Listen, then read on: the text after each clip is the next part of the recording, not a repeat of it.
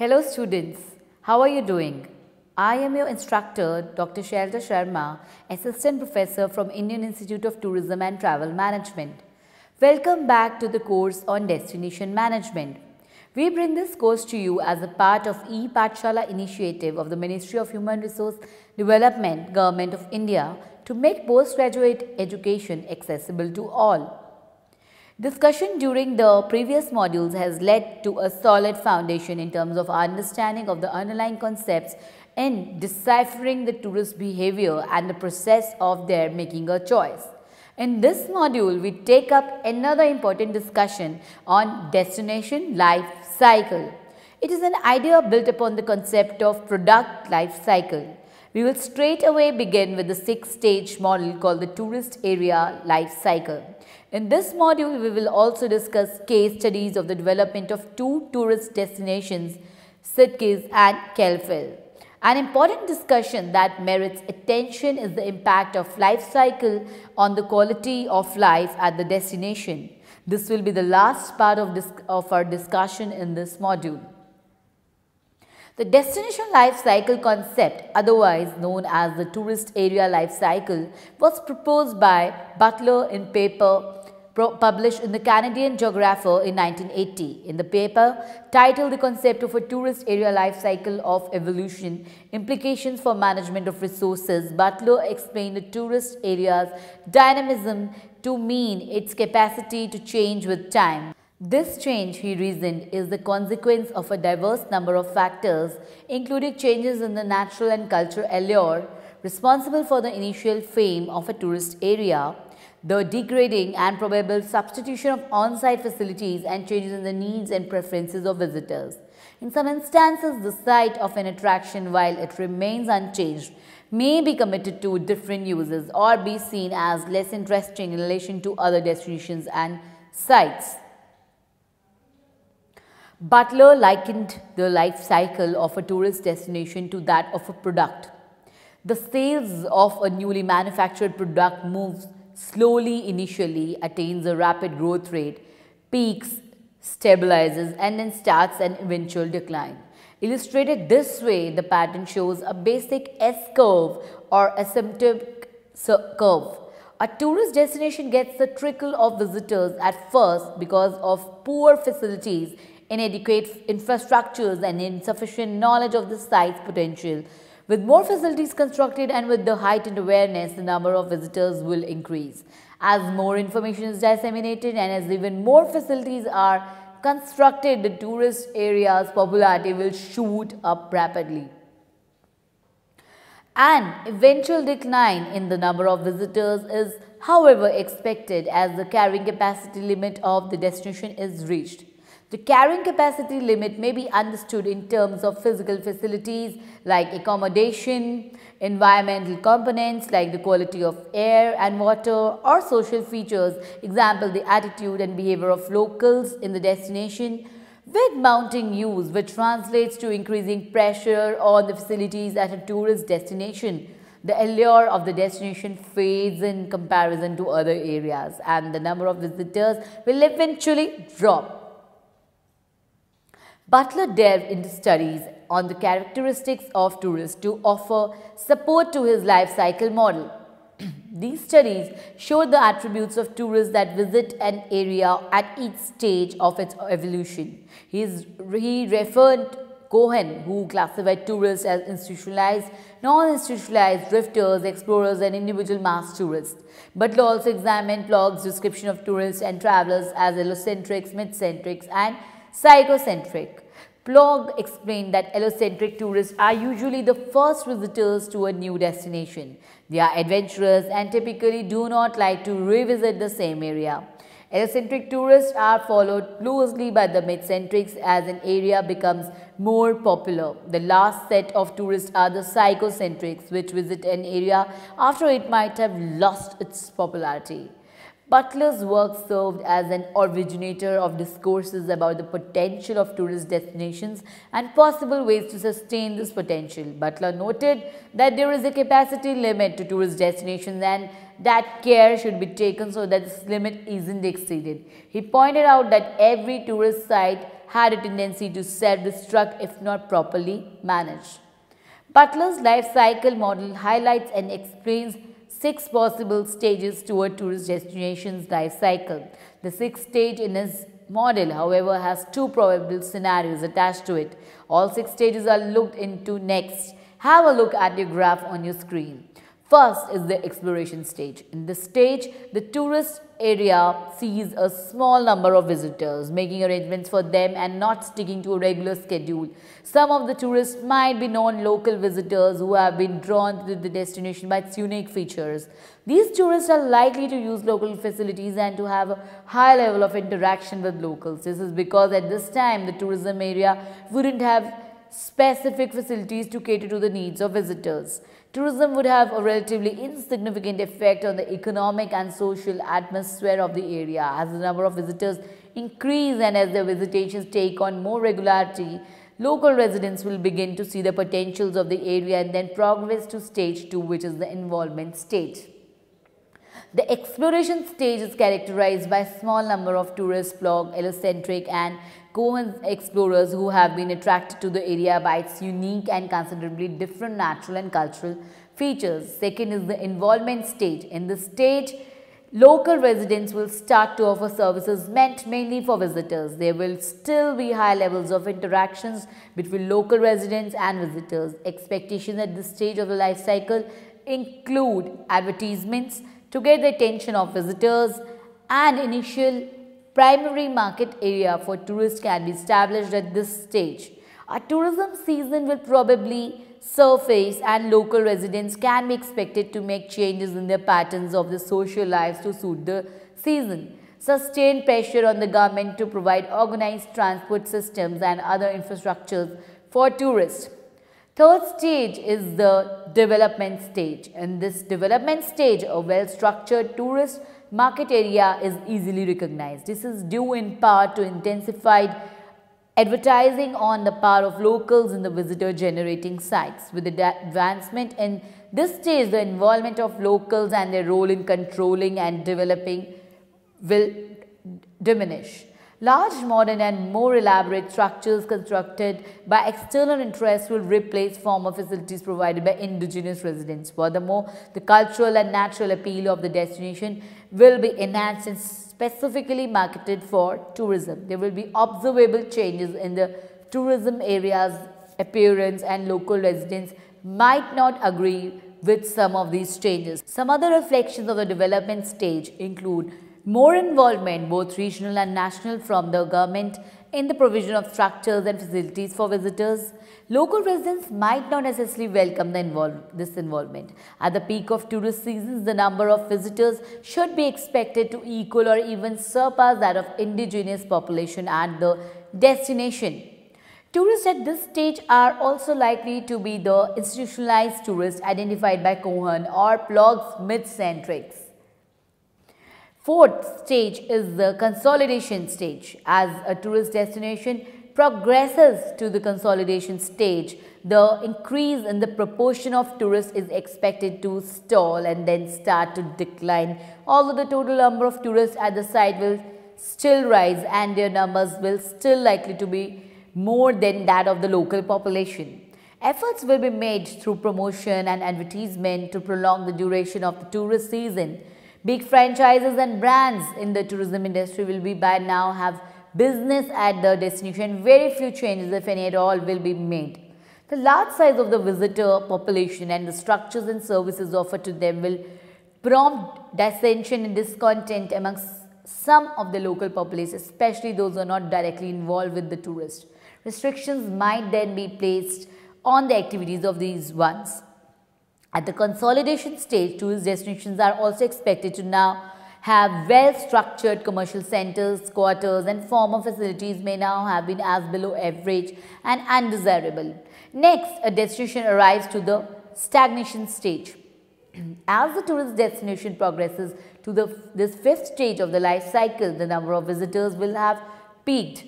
The carrying capacity limit will have been reached and or exceeded, with implications for the social, environmental and economic situation of the tourist destination. The area's well-established and well-known public image will no longer be as desirable as it was before. The tourist area will start to lean heavily on conventions and repeat visitations from past tourists. The facilities provided to serve visitors will become surplus and efforts will be concentrated towards retaining past levels of tourist visitations. Man-made facilities are likely to have replaced the original cultural and natural attractions of the tourist site. Development, if it happens at all, will occur at the outskirts of the tourist destination, and on-site facilities are likely to undergo regular changes in their own ownership. The majority of visitations to the area at this stage will be the psychocentrics identified by Backlog or the mass tourists described by Cohen. The sixth stage of Butler's tourist life cycle presents two probable scenarios: decline or rejuvenation. Butler offered 5 possibilities that fit between the decline and rejuvenation options. These are: successful restructuring leads to revitalization and subsequent growth of the tourism business. Some changes to the capacity limits of the destinations lead to moderate growth of tourism business. Stabilization is achieved by cutting the tourist area's capacity levels. Sustained overuse of facilities leads to eventual decline in the attraction of the tourist area. Catastrophic phenomena like war or disease cause the tourism business to fold up completely.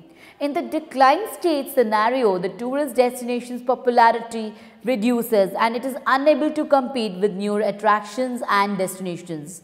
The tourist area will have lost its allure to visitors and will only be used for day and weekend visits if it has large enough facilities. The maintenance fee of properties will be high as less and less visitors use them. As the tourist area moves away from tourism, tourist facilities might eventually be superseded by structures not related to the tourism. At the decline stage, more local involvement in the tourism is expected.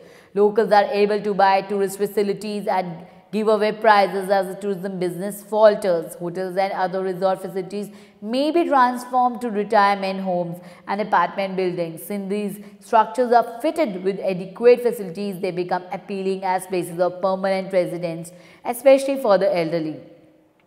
A tourism destination in decline might eventually lose its tourism label completely. On the other hand, the rejuvenation stage is the only other alternative to decline for a tourism destination at the sixth stage, although rejuvenation may not be achieved without a total overhaul of the past foundations upon which tourism is based. Butler suggests some ways to rejuvenate a destination. The installation of artificial attractions, adding a unique man-made feature, may boost the appeal of a tourist destination. The downside is that the feature is bound to lose its uniqueness as soon as other sites and destinations start using it. Alternatively, natural and cultural attractions at the destination that had up till now not have been explored may now be tapped.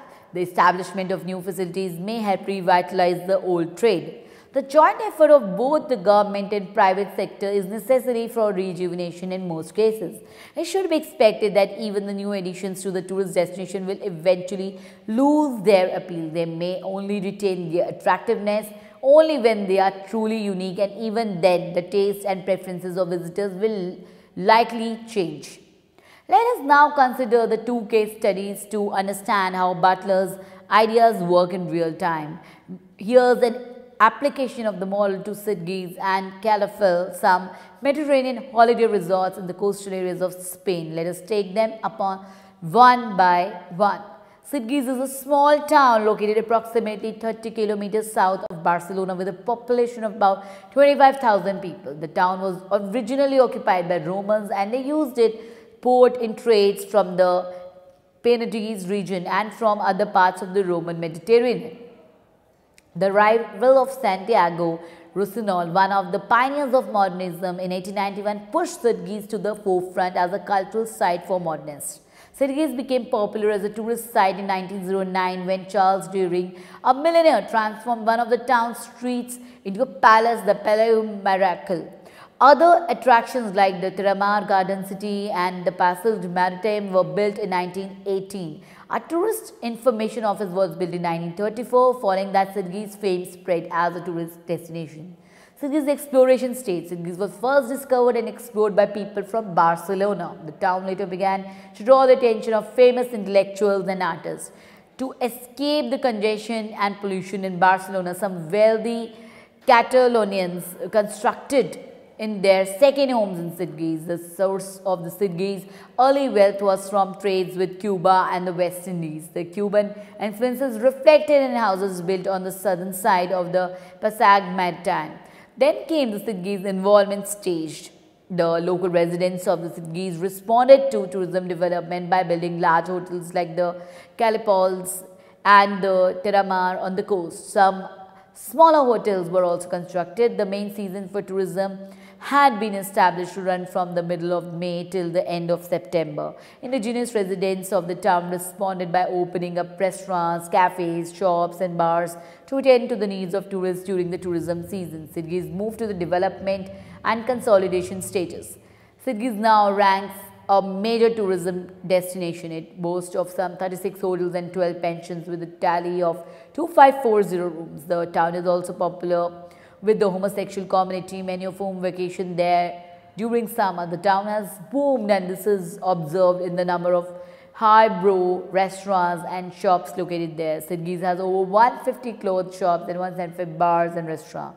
The town's proximity to Barcelona is also an added advantage. Today, most visitors to the town are independent travelers who made their arrangements through the internet rather than a travel agency. Sydney then began to stagnate. Sydney now has competition from other parts of Europe. New resorts have opened up, Turkey, Cyprus and Greece. Many of the town's early tourists now look for cheaper and more interesting alternatives. As such, Sydney saw a decline in the number of their traditional visitors. Rejuvenation was attempted for Sydney. The decline in the number of its traditional clients led Sydney to come up with newer strategies. The resort has now been restructured to be an all-year holiday destination. Its calendar now has planned programs on arts and culture running from January till December. Furthermore, Sydney is taking advantage of its proximity to Barcelona by molding itself into the best location for business conferences and seminars. Let us now have a look at the case of Calafell. Calafell is a coastal town 50 kilometers south of Barcelona with a population of about 25,000. Calafell is Catalan for small castle. The town derives its name from a castle on an inland hill. The residents of the town were mostly farmers and fishermen in the beginning. In 1880, Calafell's economic fortune was turned around by the arrival of a railway system from Barcelona. The town became more accessible in 1947 with the construction of the Quadra de Segor Garden City. Wealthy Catalonians had at this point started to build their second homes close to railway stations. The tourism industry started to develop fully in Calafell in the 1960s, particularly along the beach area where a lot of buildings and houses were built. Today, the southern part of Calafell, which was a former fishing village, has been transformed into a tourist area. The northern and eastern parts are also home to some historic attractions like the castle, the old church and Segur de Calafell, a former garden city. In the exploration stage, like Sydney's, Calafell took advantage of the railway line from Barcelona, but its tourism industry didn't bloom until the 1970s. At this time, hotels and apartment buildings were constructed along the long stretch of Calafell's beach. Calafell then got into involvement stage. Promenades were constructed and some apartments were built at the seafront. Developers built hotels that drew people from Madrid and northern Spain, especially during the summer season. The residents of Calafell responded to their town's new tourism destination label by opening up businesses to offer services to visitors and tourists from these places. Then arrived Calafell's development and consolidation stages. In the 1970s and 1980s, Calafell's main attraction in its 5-kilometer long beach resort became fully busy during the peak of tourism seasons. Calafell did not, however, attract tour operators the way Sydney's another Mediterranean resort did. The town's range of hotels is also not as expensive as Sydney's. Calafell then slid into the stagnation stage. The pressure brought on by the boom of tourism industry in 1970s and 1980 led to the reign of virtuality.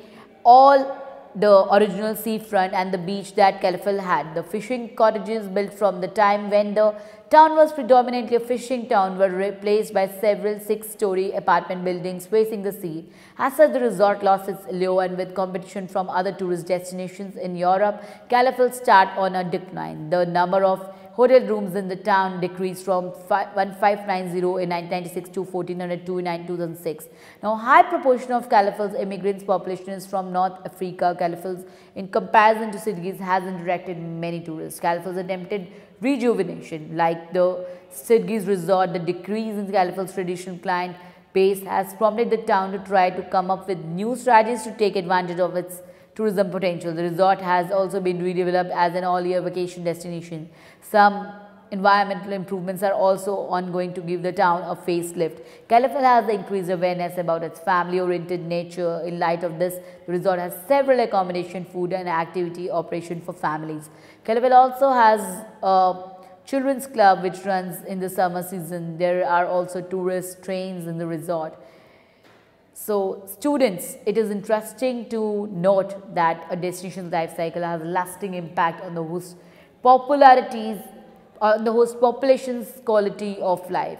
The impact of tourism development can be felt mainly across three spheres, which are the social, economic and environmental areas. How widely the effects of the tourism development are felt in these impact areas will vary as the tourism destination evolves. Here are some explanations on the three main impact areas of tourism development. 1. The socio-cultural impact. Tourism expansion reflects on the social as well as cultural attributes of indigenous residents in an area.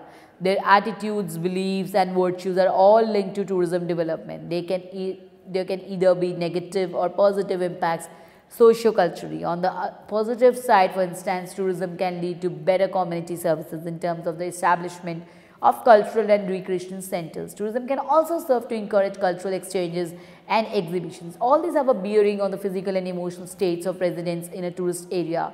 Conversely, the impact of tourism might also be adverse. Incidences of crime, gambling and overcrowding of public facilities are some of the negative effects of tourism which may undermine the quality of life at a destination's community.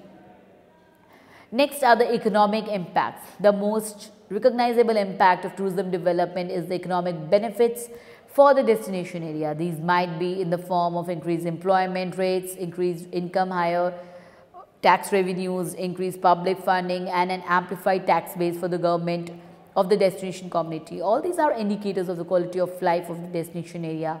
Some macro indicators or outcome indicators are also linked directly to the quality of life of residents. These include changes in the rate of unemployment, population of unskilled workers, level of literacy, total household income, price of goods and services, consumer cost of living indices and others. These economic benefits reflect on the economic and material welfare of the destination area. Tourism development can, however, also come with some negative economic impacts. For example, the destination's community cost of living might shoot up because of increase in the prices of goods and services might. Overall, the impact of tourism development is felt more positively on the quality of life. Third are the environmental impacts. The expansion of tourism activities might lead to severe environmental damage.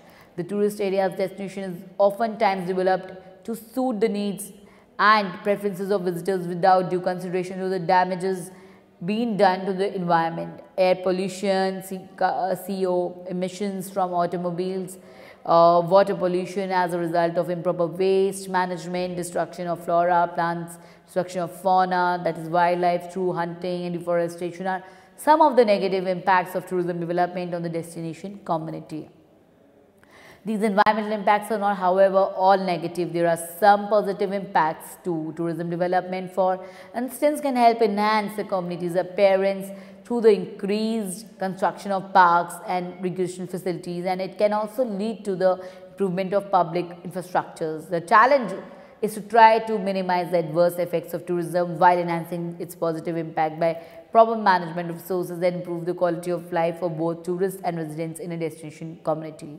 So students, by now you must have realized that how important is the concept of destination life cycle. Different interventions are required to see a destination through a particular stage. Butler spoke of the hypothetical nature of the model and noted that the experience of the life cycle of a particular tourist destination may not be as clear cut as others. Some applications of the model have found that the exploration stage and the involvement stage might not be so significant if they are at all. The case of an instant resort reinforces this conclusion. Butler explained that in this case it might be that the later stages of the cycle are more significant. Butler's model contests the position that tourist areas, because of their unceasing potential for growth, do not have lifespans. By giving some examples of some relatively aged tourist destinations, Butler showed that the appeal and attractiveness of a destination might fade when its carrying capacity limit are reached. Increased pressure on facilities and non-replacement of degraded parts